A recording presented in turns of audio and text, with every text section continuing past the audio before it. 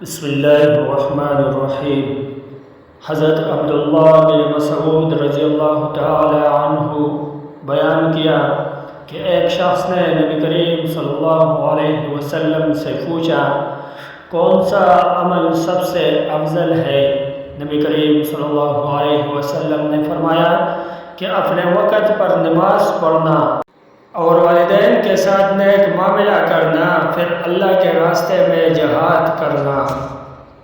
رسول اللہ صلی اللہ علیہ وسلم نے فرمایا بے شک تمہارا رب شرم اور حیا کرنے والا بڑا سخی ہے، وہ اپنے بندے سے اس بات پر شرماتا ہے کہ بندہ اس کی طرف ہاتھ اٹھائے اور وہ اس کو خالی لوٹائے۔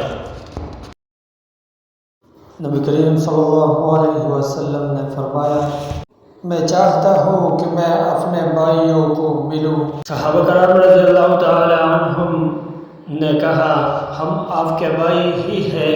آپ صلی اللہ علیہ وسلم نے فرمایا تم تو میرے ساتھی ہو، میرا بھائی تو وہ ہے جو بن دیکھے مجھ پر ایمان لائیں گے۔